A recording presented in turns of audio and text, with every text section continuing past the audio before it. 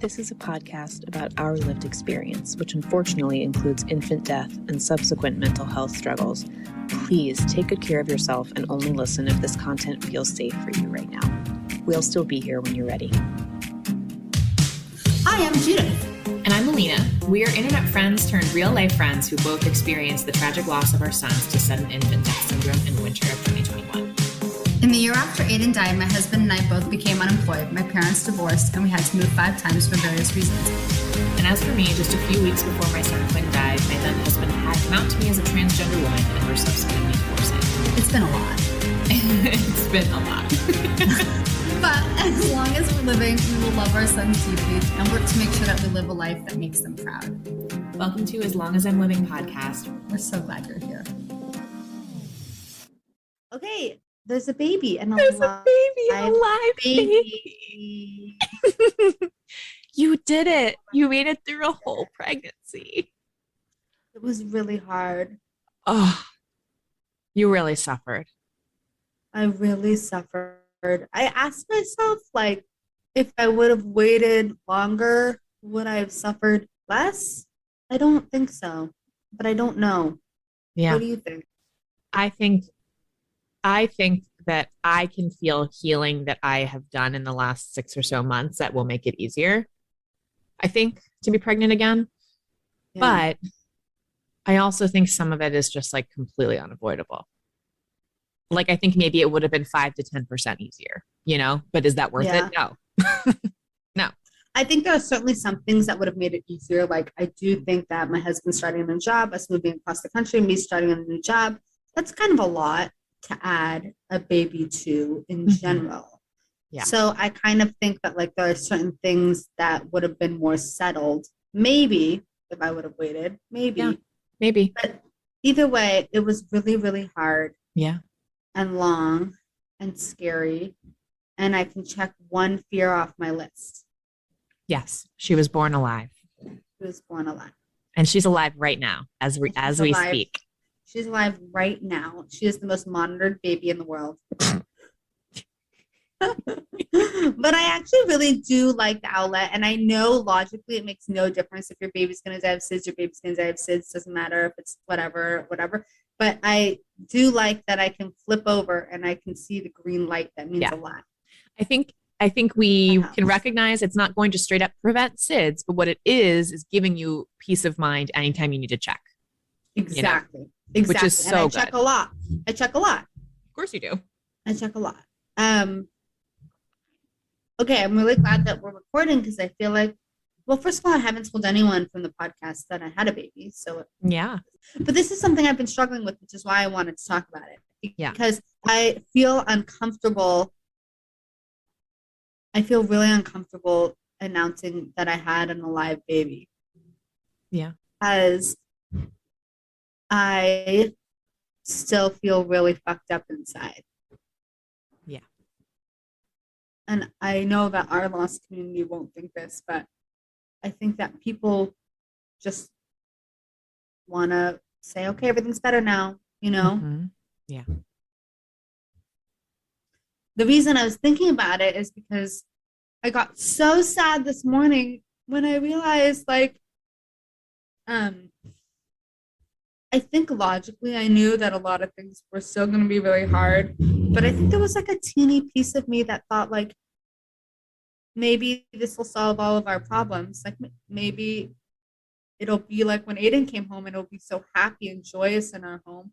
Like, we've spoken about how our homes are sad homes, Remember, I used to call your old house a sad house. Yeah, which was a compliment. I loved that you called it a sad house. And I was yes, like, it is. so happy. I'm so happy I'm in a sad house. And I thought, like, bringing home an alive baby would make our house a happy house, but it hasn't. And our house is still a sad house. And it just made me so sad, like another loss to realize, which is something we've said before, that I don't get a happily ever after. It's so unfair. You're building a happier ever after, and it is happier, having a baby because you want the baby and you're so happy she's alive, but it didn't fix everything. And I'm hearing you say that that's also part of the reason why it feels hard to announce it publicly, because I think to the outside world, everyone's like, oh, great, good. She has her rainbow baby. She's Right. all set. And you're like, She's all hang set. on, no, I have a dead child. Yeah. Because that is Like- still true.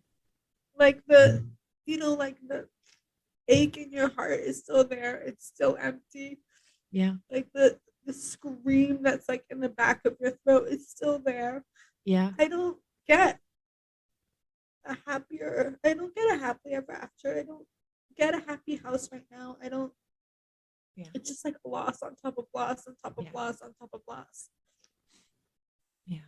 You are 3 days postpartum. I know, but the house feels different, Yeah. Alina. I know what you mean. I mean, I haven't felt it myself in my own family, but I know the joy that the joyful way my house was when Quinn was born. And I know that it will not feel the same. Everyone will be anxious. Everyone will be on edge.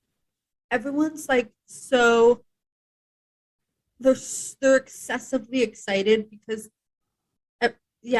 everyone's like so. I think everyone's looking at me like, are you better yet? Are you better yet? Are you better yet?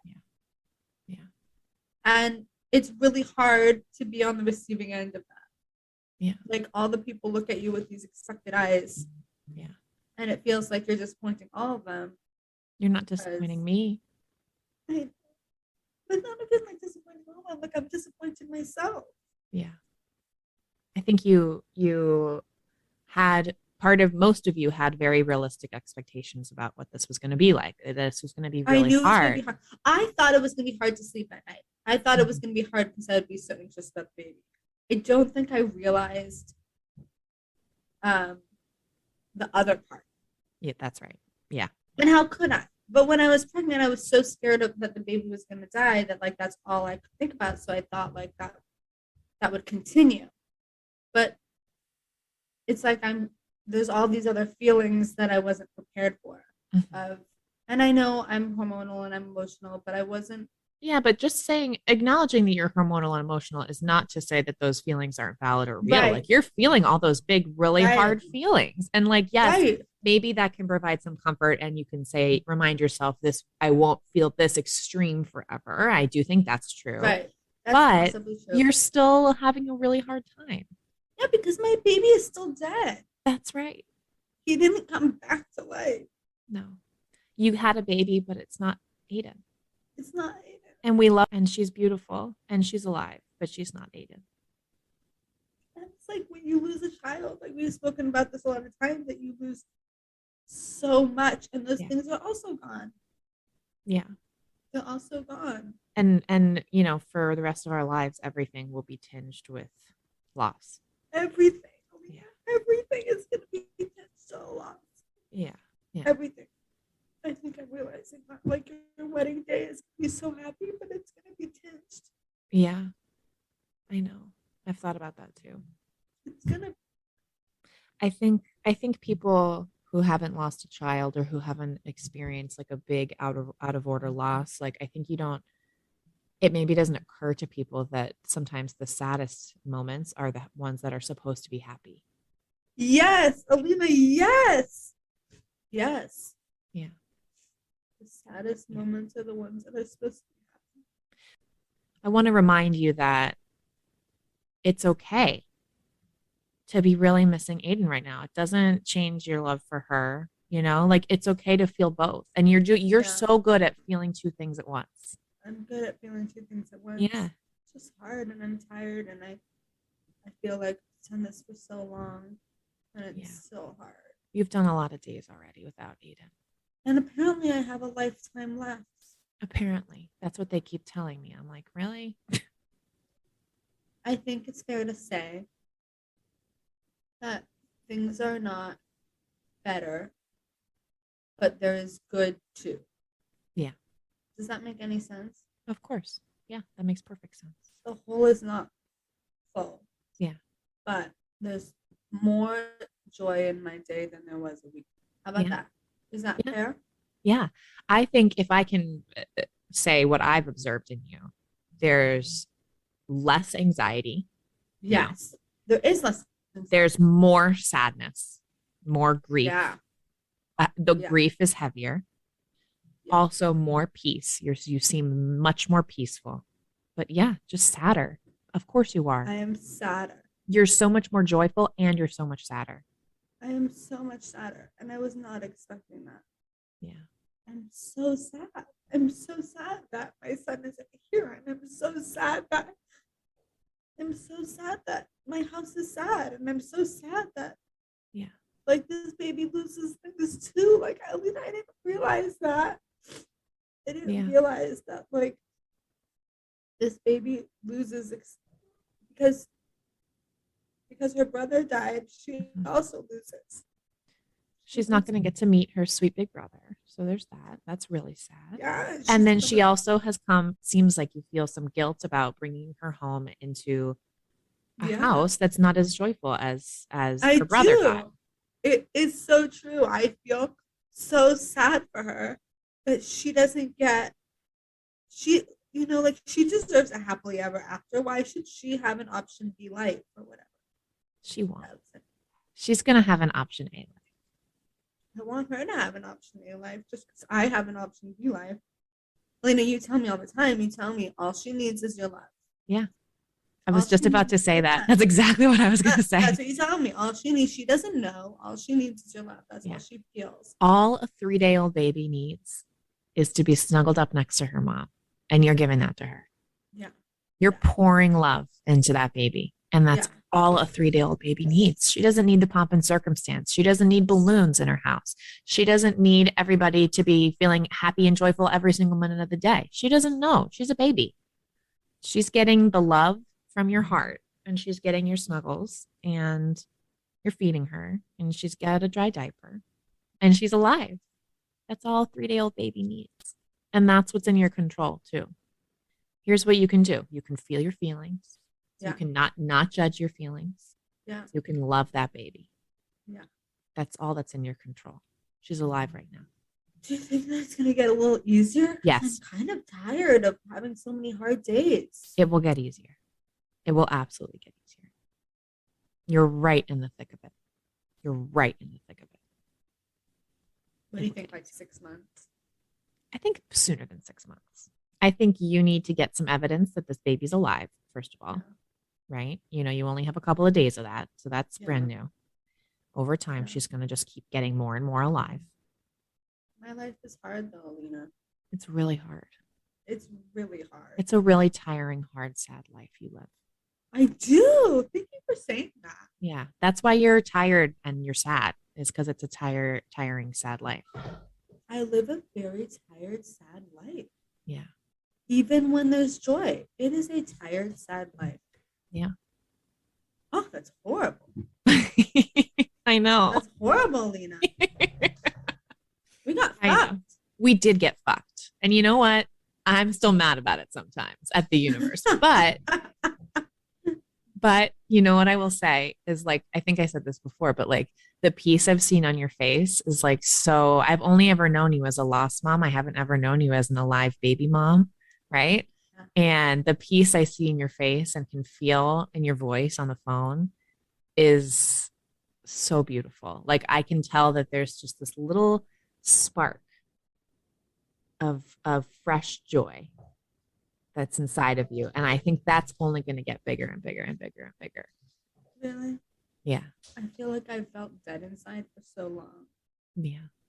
Yeah. All right. I have an idea for what we can do. I think we should look at the feelings wheel and talk about our feelings. I've never done that before. Let's do it. Okay. All right. So I'm going to ask you a couple of specific questions. Okay. Because I want you to think about your different layers of your feelings. Okay. When you think and about, also you're going to say them, your feelings? Yeah. You can ask me questions. You want to ask questions. You want to do that? I don't know how this game goes. I've never played this either. This is, I say play. This isn't really a game. We're weird, huh? Okay, so how does it start? Okay, so I'm going to say, so in the center of the wheel, we will post the picture of this on our Instagram, are the kind of like big categories of feelings. So the center is fearful, angry, disgusted, sad, happy, surprised, and bad. Okay. Then as you go one ring out, it gets more specific. So, like, for example, you can say, okay, I feel sad. And then within the sad wheel, you also have lonely, vulnerable, despair, guilty, depressed, or hurt. And then it gets more and more and more specific. So it helps you really drill down to how you're really feeling. Okay. So I'm going to ask you first. So what is your predominant feeling today? My predominant feeling is happy. You have been really happy. I have been really happy. Really been happy. Yeah. Okay. Within happy. Yeah. Do you feel playful, content, interested, proud? Let's start with those 4. Do you feel any of those? I feel some amount of contentment. Yes. I think you've been feeling playful too. Yeah, I think so. Playful and content. And I would also say I feel proud, optimistic. Accepted. Oh, optimistic. Okay. Yeah. Within optimistic, do you feel inspired or hopeful? Hopeful. Okay, so you're feeling hopeful. Let's go back to content. Within content, do you feel free or joyful? Joyful. Joyful. And then within playful, do you feel aroused or cheeky? I don't think I feel either of those things, but I do feel playful. So let's go. So you feel joyful, hopeful, and playful. Yeah. Oh my God, I'm jealous. Okay. What a happy life you live. Okay. Do you feel any other feelings with a dead baby? Do you feel any other feelings between the surprise, bad, fearful, angry, disgusted, sad? Do you feel a sub feeling or no? Okay. So, all right. Yesterday, I had kind of a hard moment at IKEA. Where I would say I felt bad, drilled down into stressed, and drilled down into overwhelmed and out of control. And I also felt fearful, drilled down into threatened, drilled down into exposed. Okay. I actually had a derealization episode. Has that ever happened to you where you think the world is not real? That's never happened to me before. No.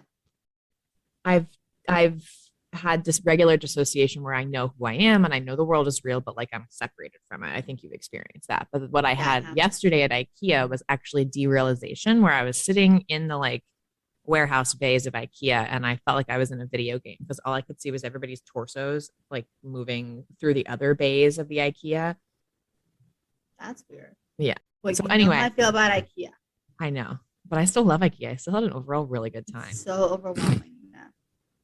Okay, so I'm going to ask you, and we can talk again about another feeling of mine in a second, but I'm going to ask you, when you think about new baby girl,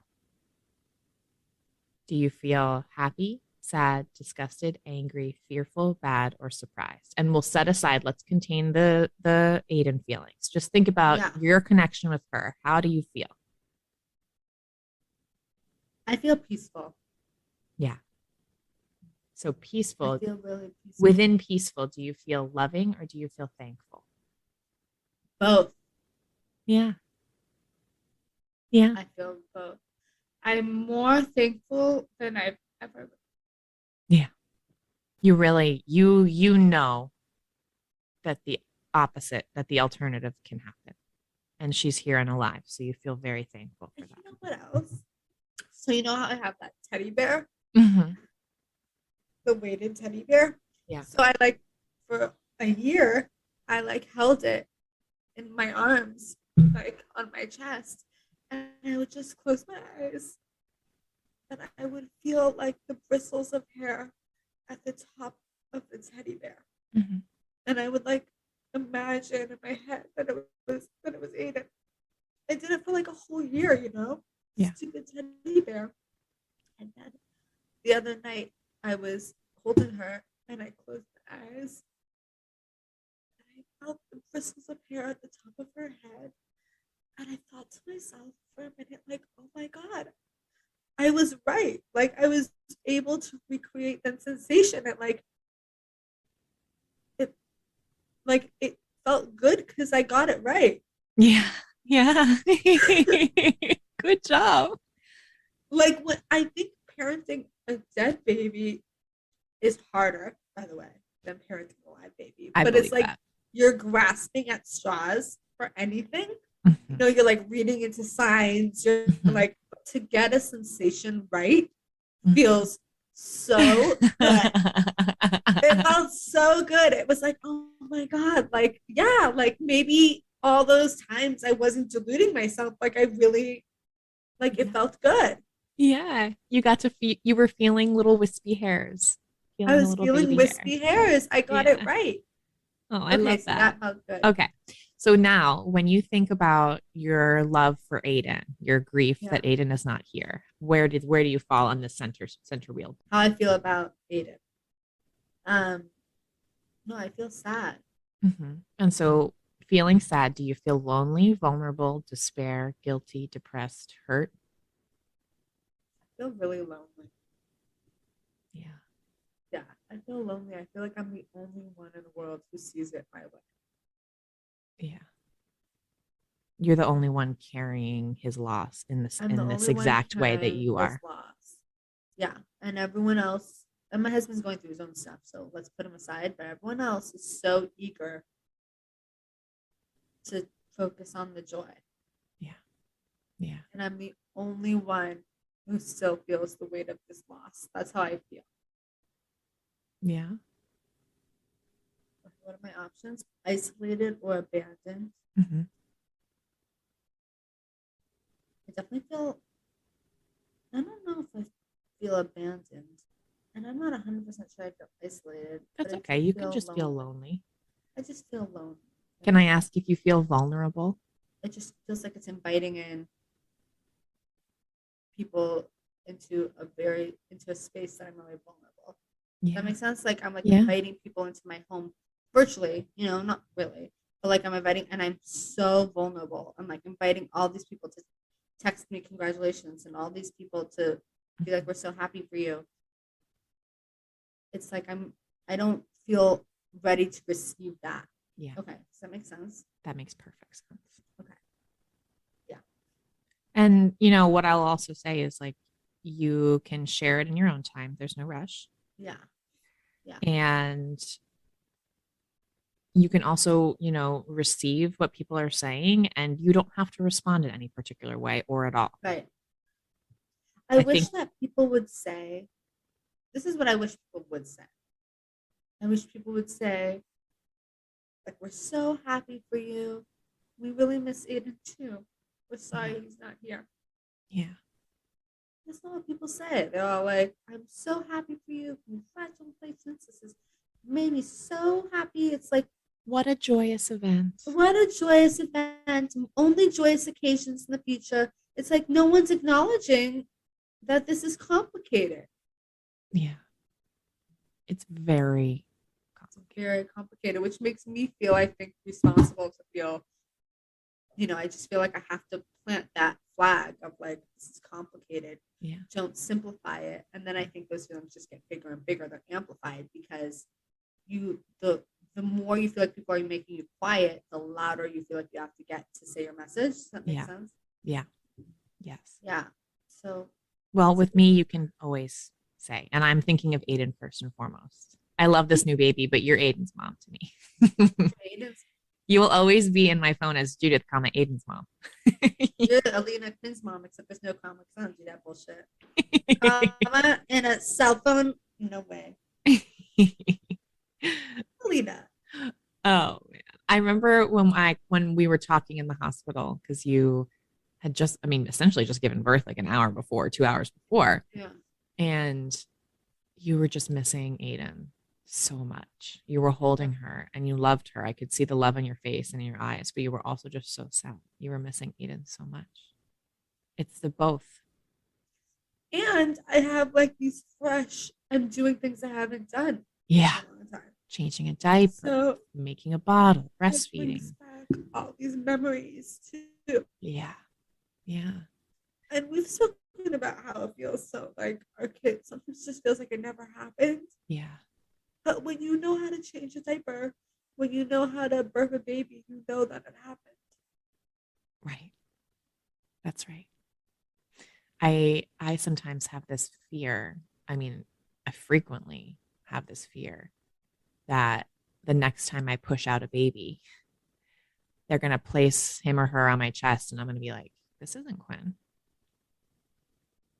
You know, like I think no matter how much I can logically understand that the next baby will be his or her own person and not my dead son, there's still a piece of our bodies that's like, oh, my baby is here again. My baby.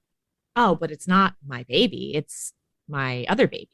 And sometimes it's like even the small things that you say, like I used to say, like, you know, like such a sweet boy, you know, hi sweet boy or something. And I those words are so fresh on my lips. I find myself saying them and I have to correct myself. Yeah. Yeah. Correct myself. Like, no.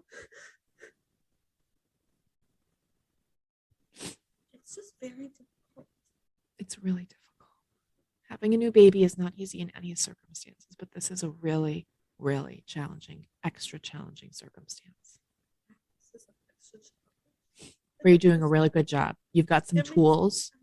You've got your psychiatrist. You've got your therapist. You've got me. You've got your mom there to take care of you. You've got Ativan soon. You've got the owlet on baby girl. Yeah. I like that owlet. Good. I like the owlet a lot. Good. What are your other tools? Did we cover all of them? Feels like we covered all. You know what? It's spring, so you can take her outside as much as you want. Good weather. Yeah. I remember you said that Quinn was a winter baby.